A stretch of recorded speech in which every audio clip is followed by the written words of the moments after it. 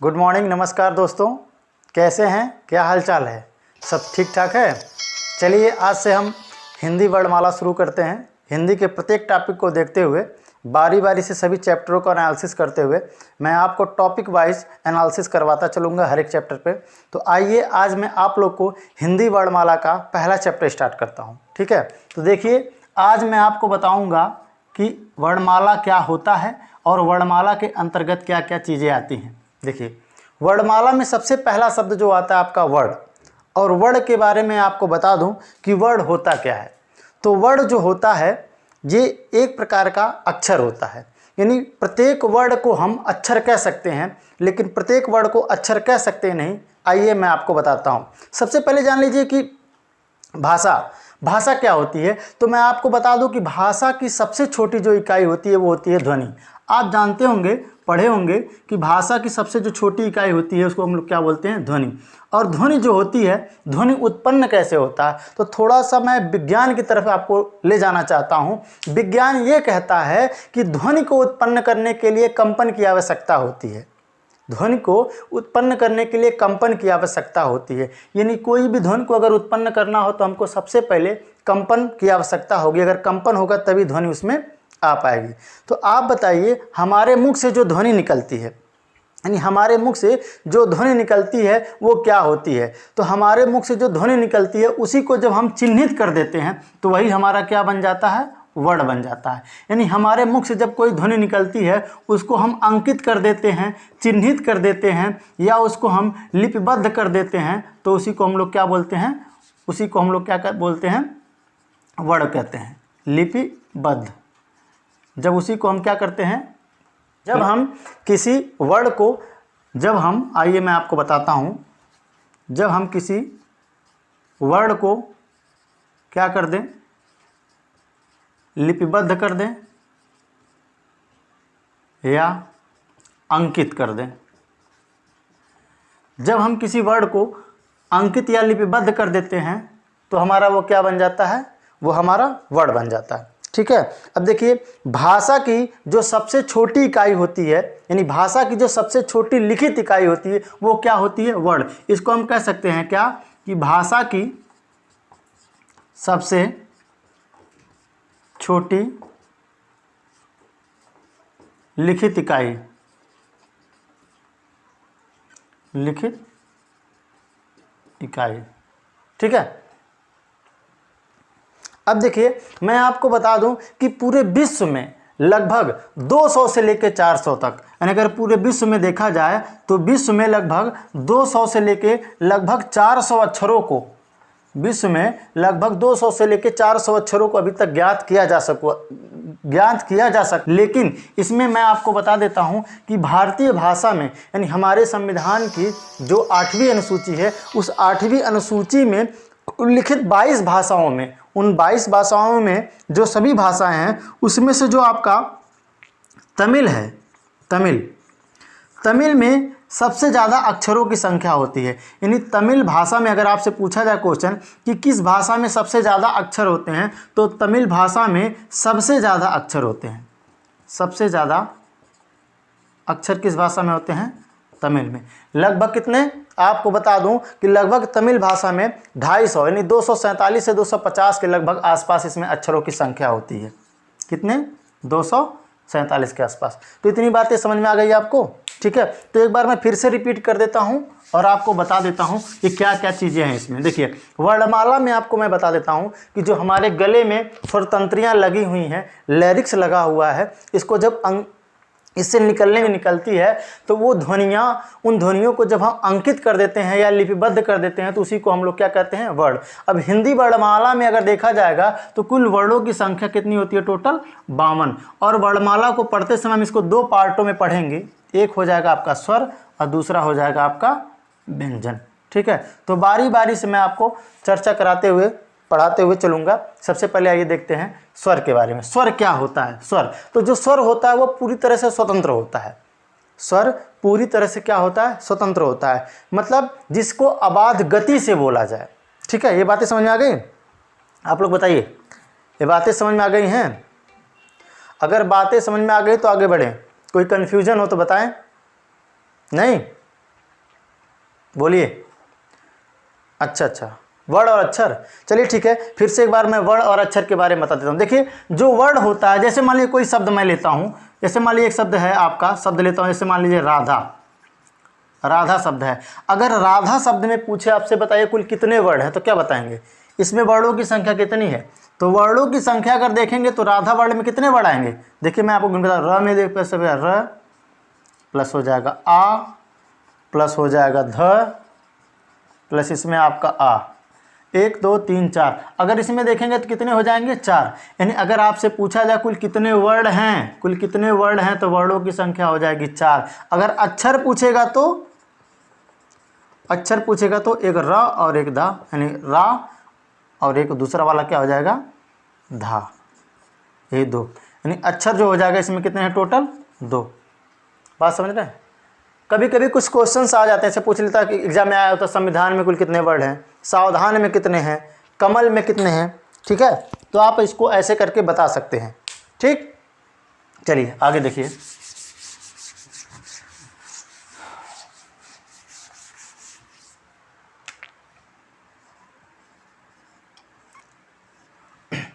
तो मैं आपको बताता हूँ सबसे पहले स्वर के बारे में कि स्वर क्या होते हैं। तो आपको मैं स्वर के बारे में बताने जा रहा हूँ। स्वर की बात करें, कुल कितने स्वर होते हैं, कितने प्रकार से उनका विभाजन किया गया है, कौन कौन से होते हैं, तो आइए देखते हैं। सबसे पहले स्वरों को मैं लिखना स्टार्ट करता हूँ और लिख लेता हूँ कौन कौन से स्वर होते हैं। देखिए अ, आ, छोटी ई, बड़ी ई, छोटा ऊ, बड़ा ऊ, री, ए, ओ, औ, अंग, अह।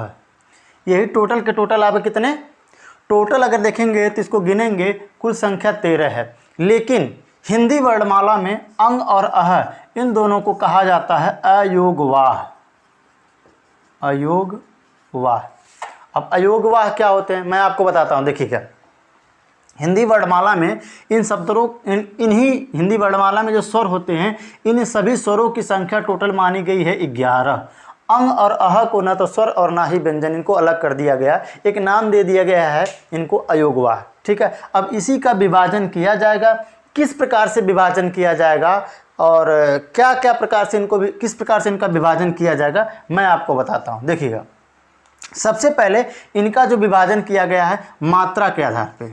ठीक है, तो मात्रा के आधार पे कौन कौन से स्वर होते हैं। ठीक है, तो मात्रा के आधार पे देखेंगे तो आपको देखना पड़ेगा, इसमें सबसे पहले मात्रा के आधार पे हरस्व यानी छोटी वाली मात्रा हरस्व स्वर, दूसरा होता है दीर्घ स्वर और तीसरा होता है प्लुत स्वर। अब इसी में से सब देख लीजिए कौन कौन से क्या है। हरस्व मतलब होता है छोटा। ठीक है, हरस्व मीन्स क्या होता है, छोटा होता है। इसके बाद दूसरा जो स्वर होता है उसको कहते हैं दीर्घ स्वर, या कहीं कहीं नाम दे दिया गया है द्विमात्रिक, द्विमात्रिक स्वर, द्विमात्रिक स्वर इसका नाम दे दिया गया है द्विमात्रिक स्वर। इसमें कौन कौन सा आ जाएगा, अब ये बताइए, इसमें से 4 तो आपके ऐसे आ गए। टोटल संख्या कुल कितनी है इनकी कुल टोटल संख्या 11 है, तो 4 ये आ गए, तो बचेंगे कितने, 1 2 3 4 5 6 7, 7 बच रहे हैं। तो 7 जो बच रहे हैं उन्हीं को इसमें आप लिख दीजिए। क्या क्या बच रहा है आपका, सबसे पहले देखिए आ, फिर उसके बाद फिर क्या बच रहा है बड़ी ई, उसके बाद फिर क्या बच रहा है आपका ए, ओ और औ। कितने हो गए टोटल, 1 2 3 4 5 6, कोई छूट गया क्या, एक आ, बड़ी ई, बड़ा ओ छूट गया है, सॉरी बड़ा ऊ, ये हो गया। ये टोटल इनकी संख्या हो गई 4, ये बचे 7।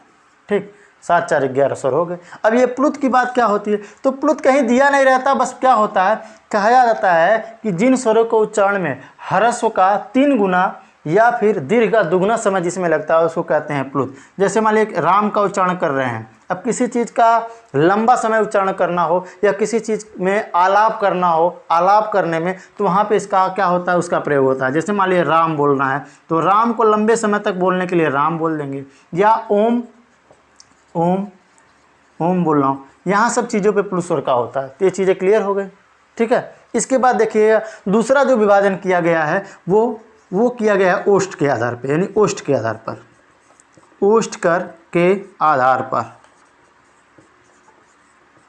ओष्ठ के आधार पर। अब ओष्ठ के आधार पे क्या, यानी ओष्ठ मतलब हो गया होठ के आधार पे। तो होठ के आधार पे क्या होते हैं, याद रखिएगा, एक बार जब होठ गोल हो जाए और एक बार जब होठ गोल ना हो, यानी कि इन स्वरों के उच्चारण करने में, इन 11 स्वरों के उच्चारण में कौन कौन से ऐसे वर्ण हैं जिसका उच्चारण करने में हमारा होठ गोल हो जाता है। अब ऐसे देख लेंगे, अगर आप चाहेंगे तो इसका उच्चारण कर करके भी आप क्या कर सकते हैं, सही कर सकते हैं। तो उच्चारण के आधार पर दो तरह से, एक होता है कब, जब होठ गोल हो जाए, मतलब होठ गोल होगा तो क्या, वृत्ताकार, यानी वृत्तमुखी या वृत्ताकार स्वर, वृत्तमुखी या वृत्ताकार स्वर कह सकते हैं, वृत्ताकार स्वर। और दूसरा अर्धवृत्ताकार, अर्धवृत्ताकार। अब इसमें से आप देख लीजिए कौन कौन से होते हैं। अब इनका उच्चारण करने में तो अगर आप देखेंगे तो ओष्ठ के आधार पे तो आपका इसमें बोलने में दोनों ऊ और दोनों ओ, यही 4 मात्र ऐसे आएंगे, यानी दोनों ऊ हो जाएगा, छोटा ऊ और बड़ा ऊ, एक हो जाएगा ओ और औ, ये 4। तो ये 4 हो गए तो बचेगा कौन, 7 ही है, बाकी 7 4 11, 7 जो बच रहा हो क्या हो जाएंगे टोटल आपके हो जाएंगे ओष्ठ के आधार पे अर्धवृत्ताकार स्वर। तो आप देख लिए पहला मात्रा के आधार पे, दूसरा ओष्ठ के आधार पे, ठीक है। तीसरा देख लीजिए आपका कौन सा हो जाएगा, तीसरा जो इसका विभाजन आपके, तीसरा जो स्वर का विभाजन किया गया है वो किया गया है आपका जीभ के आधार पर, जीभ के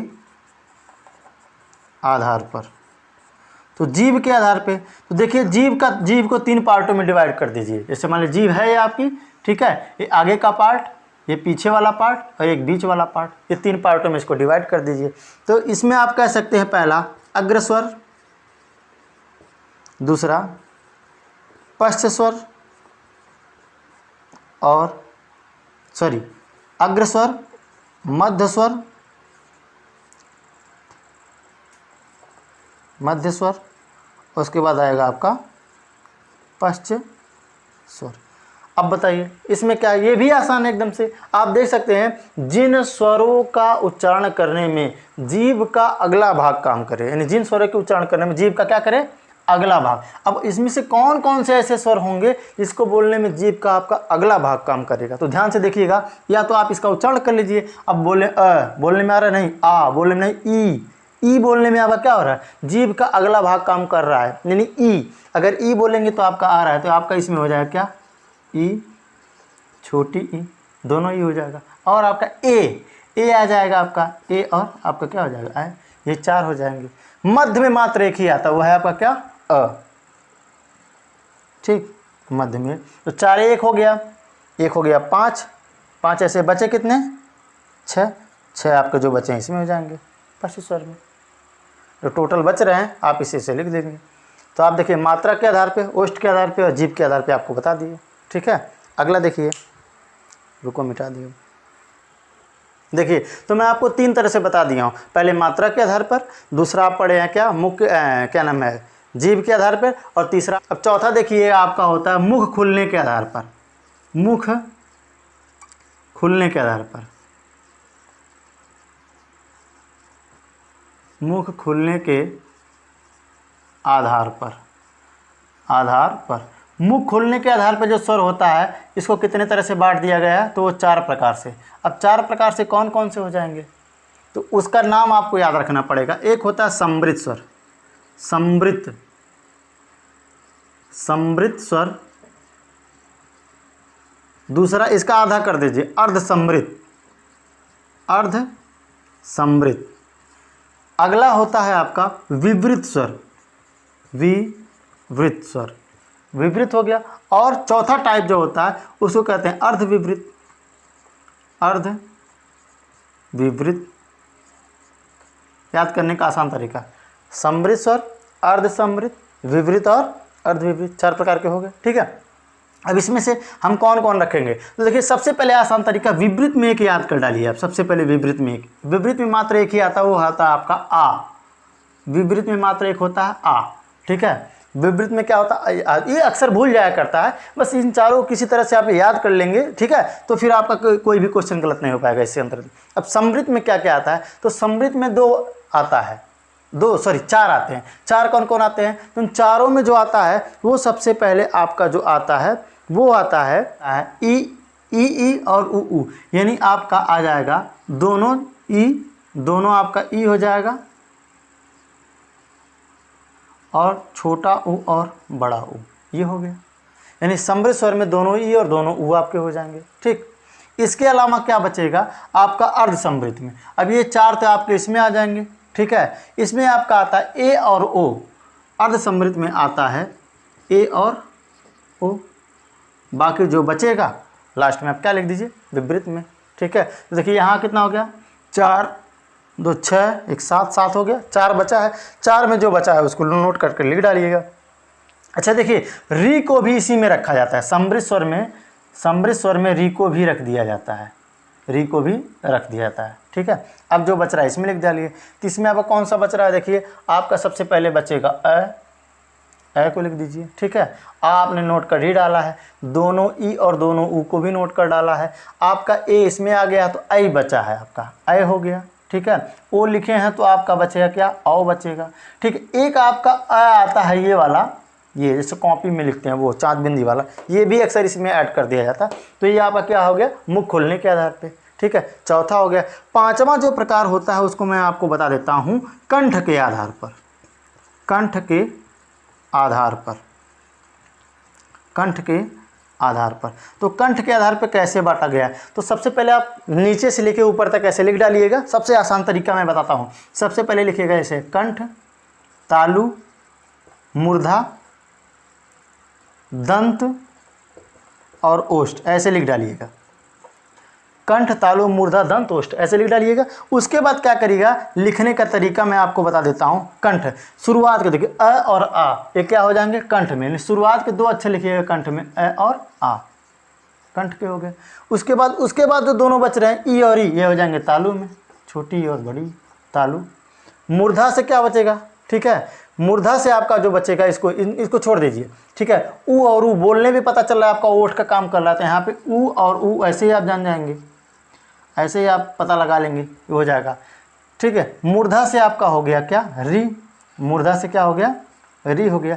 दंत से कोई स्वर ही नहीं निकलता है, ठीक है। बचा क्या आपका, तो आपका बचा है ए ऐ और ओ औ। अब ये बताइए ओ औ आपको लग रहा है ओ औ ओठ, यानी आपको लग रहा है क्या ओ और दिन में क्या आएंगे ओठ, यानी ओठ की सिधाई पे आप लिखिएगा क्या, ओष्ठ के आधार पे, कि आपका हो जाएगा ओ और औ, ये होता है, ठीक। हाँ एक चीज़ और, ये जो कंठ होता है, कंठ का भी प्रयोग इसका प्रयोग कर दिया जाता है, यानी ओ औ बोलने में कंठ के साथ आपका ओष्ठ का भी प्रयोग होता है, इसलिए हम लोग इसको कहते हैं कंठ ओष्ठ बोल देते हैं, कंठ ओष्ठ, ये हो जाता है। अब बचा क्या आपका ए और ऐ, तो ए ऐ आपका कंठ का भी प्रयोग होता है तालु का, तो यहाँ पे लिखिएगा ए और ऐ। इसको बोलने में कंठ का भी प्रयोग होता है तालु को, तो इसलिए हम लोग इसको कहते हैं क्या, कंठ तालव्य, कंठ तालव्य, ये होता है। इतनी चीज़ें आपको समझ में आ गई, ठीक है। ये स्वर के अंतर्गत बहुत छोटा सा है, बस लोग इसको लंबा चौड़ा बना के 1 घंटे 1.5 घंटे का वीडियो बना देते हैं, ठीक है। लेकिन मैं आपको बताता हूँ मात्र 15 से 20 मिनट के अंदर आपको मैं समझा दूंगा इसका, और इससे जो बनने वाले क्वेश्चन होंगे मैं आपको समझा दूंगा बाद में, ठीक है।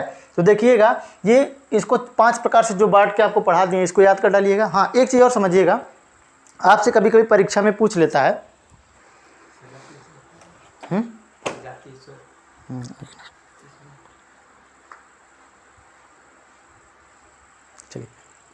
देखिएगा अब इसी में आपका क्या होता है, एक टॉपिक एक छोटा सा पार्ट, और पार्ट क्या होता है इसी का ही भाग है। कभी कभी एग्जाम में आ जाता है, पूछ लेता है आपसे कि सजातीय स्वर क्या होता है और विजातीय स्वर क्या होता है। विजातीय स्वर, सजातीय स्वर और विजातीय स्वर, इसको पूछेगा तो कैसे करेंगे आप। देखिएगा अगर अ के साथ अ आ जाए, या फिर अ के साथ क्या है अ आए, या अ के साथ आ जाए, वो सजातीय स्वर मान लिया जाएगा, ठीक। या फिर ई के साथ ई का प्रयोग होगा तब भी क्या हो जाएगा, इसको सजातीय बोलेंगे, ठीक है। यानी अ के साथ अ आए, ई के साथ ई आए, किसे आ जाएगा, सजातीय स्वर, समझ गए। या इसी में देख लीजिए ए के साथ ए आ जाए, ये सब सजाती में आ जाएंगे। लेकिन ए के साथ अगर ई को ऐड करेंगे तो विजाती हो जाएगा, समझ रहे हैं ना। ए के साथ अगर ऊ ऐड करेंगे तब भी विजाती हो जाएगा, समझ रहे हैं ना। तो याद रखिएगा सजाती स्वर क्या होता है, विजाती स्वर, ये भी आपको पता चल गया। ठीक, और देखिए संयुक्त स्वर क्या होते हैं। संयुक्त स्वर अगर आप याद रखिएगा, आप लिख लीजिएगा ऐसे अगर ए में क्या जोड़ दिया जाए, छोटी ई जोड़ दिया जाएगा तो बन जाएगा आपका ए। और अगर इसी ए में ए को ऐड कर दिया जाएगा तो बन जाएगा आपका ए। ठीक, और देखिए अगर ए में ऊ को जोड़ा जाए, अगर ए में ऊ को जोड़ा जाए तो बन जाएगा आपका क्या, ओ। और अगर ए में ओ को जोड़ दिया जाएगा तो बन जाएगा आपका औ, ऐसे हो जाएगा। तो कभी ये भी पूछ लेता है कभी कभी क्या मिलकर बना। ठीक है, तो ठीक है, ये आपके टोटल हो गए स्वर के बारे में क्या है कैसा है आप देखिएगा, बताइएगा। ठीक है, फिर आपको मिलते हैं नेक्स्ट वीडियो में। ठीक है, धन्यवाद।